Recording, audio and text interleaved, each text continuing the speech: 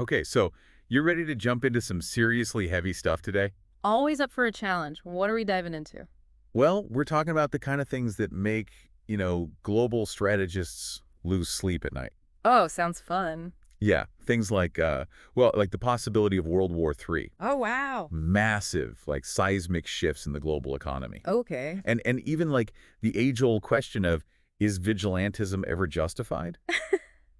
All right. I'm intrigued. Yeah, I mean, it sounds pretty intense, yeah. A little bit So better. don't worry, we're not here to like, send everyone into a panic spiral. Right. We're actually dissecting this really interesting educational article, Okay. and it's analyzing a video that explores all of these like hot button issues. So by the end of this deep dive, you'll have a much clearer and hopefully a more informed perspective on just how complex all of this is. It's definitely it's a lot, but what's really fascinating to me about this article is the way it connects current events to historical patterns.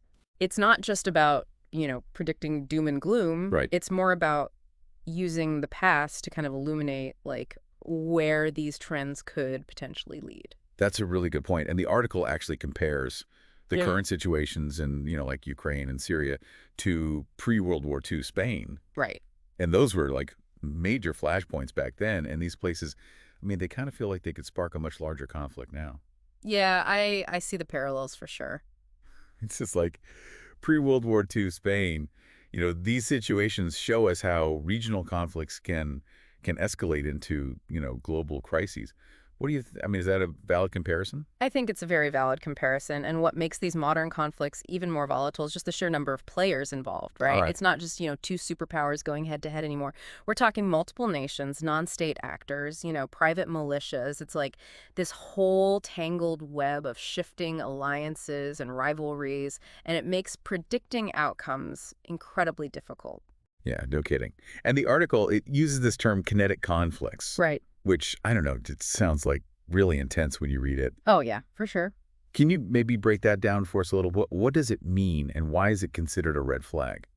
Well, kinetic, it just basically means involving actual military action as opposed to just, diplomatic back and forth or threats. Okay. The concerning trend is that these smaller scale military engagements, they're becoming more frequent and any one of them could escalate Right. and potentially, drag major powers into the conflict. So it's like a chain reaction waiting to happen. Pretty much, yeah. Is there like an example you can think of this kind of kinetic conflict, that we could point to as an illustration? The Syrian conflict is a perfect example, right? Yeah. You have fragmented control by all these different groups. There's no clear central authority. It's essentially just like a breeding ground for proxy wars and outside interference. It's almost like a throwback to pre-modern nation states, where instability was just the norm.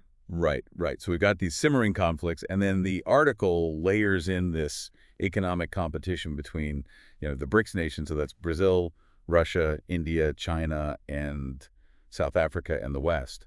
How does that add, like, fuel to the fire, so to speak? Well, whenever you have these rising economic powers and they're challenging, the existing world order, it Yeah. creates friction. So Mhm. think like trade wars, sanctions, maybe even military posturing. And history shows us that, these kinds of economic standoffs have sometimes been a precursor to, full-blown conflict. So the article, it argues that the global market is essentially splitting in two. They call it economic bifurcation. Right. Is that, like, in simple terms, is that what they're saying? Yeah, exactly. As the BRICS nations, they gain more economic clout, they're trading more within their own bloc, and they're becoming less reliant on Western markets. The article uses the example of, like, China banning certain mineral exports to the U.S. It seems like a pretty clear sign that, this divide is growing, right? Oh, absolutely. And this bifurcation has potential downsides for everyone. For countries that rely heavily on imports, like access to essential resources becomes uncertain. Right. For example, a lot of nations depend on China for rare earth minerals, which are crucial for, all sorts of technology. Yeah. It makes you wonder if countries are now, like, scrambling to secure their supply chains in anticipation of further separation. I think that's a very real possibility. And then another factor, right, is price discovery. Yes. As more trade happens outside of these, like, traditional Western-dominated exchanges, Exactly. it becomes harder to determine, like, fair market values, right? It does. Yeah. And that can lead to price volatility, and it makes it much more difficult for businesses to plan.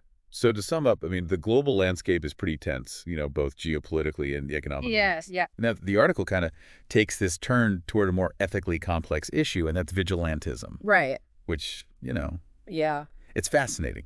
Yeah, it delves into that age-old question, right, of when, if ever, is it justified to take the law into your own hands? And they frame it as like a potential response to failing legal systems. Okay.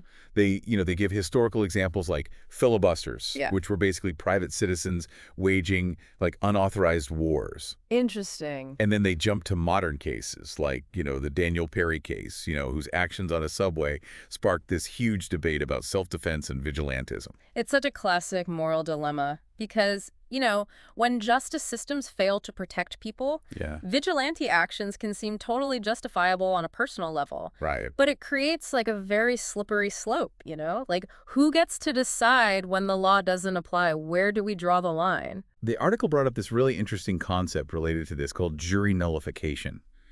And it's when juries acquit defendants, even if they're technically guilty under the law, often for like moral reasons. Can you elaborate on that concept a little bit and its relevance to, all of this? Yeah, jury nullification is really fascinating because it highlights this tension between, individual conscience and the rule of law.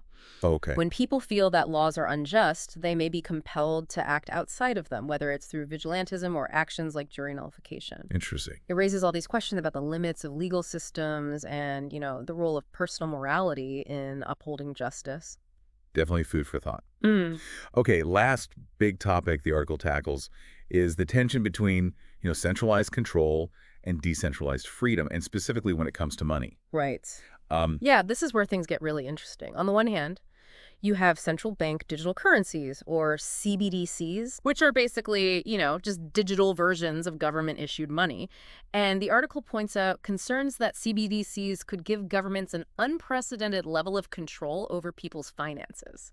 It is a little unsettling to think about a government being able to, like, block someone from buying something because they don't approve of the purchase. Yeah. It sounds almost Orwellian. It does. And then on the completely opposite end of the spectrum, you have these decentralized cryptocurrencies like Bitcoin. Right. And the article kind of positions Bitcoin as aligning with a market-driven approach to addressing societal issues. So it's essentially this debate over who controls money and, by extension, economic freedom. Exactly. CBDCs represent centralized power, while Bitcoin represents individual autonomy. It's a pretty stark contrast, Right. and it's a debate that's only going to become more important as technology continues to evolve. So to wrap up, I mean, we've explored the potential for World War III sparked by, these rising geopolitical and economic tensions, a global market that seems to be dividing into, like, separate spheres of influence, the ethical dilemmas posed by vigilantism, and a battle over the future of money. It's a lot to consider. It is, but that's precisely why these deep dives are so valuable, right? Yeah. By understanding these complex issues, you're better equipped to, to engage with them thoughtfully. Absolutely. So we'll leave you with this. Given all of these trends, how do you think individuals can navigate this increasingly complex world? That's a good question. Are there reasons to be optimistic? Or should we be preparing for, like, worst-case scenarios? It's something to ponder, as you continue to explore these issues. Thanks for joining us on this deep dive. Absolutely. Thanks for having me. Of course. Well, I enjoyed it. Yeah, it's always good to chat. Absolutely. Until next time. Yeah, take care. You too. Bye. Bye.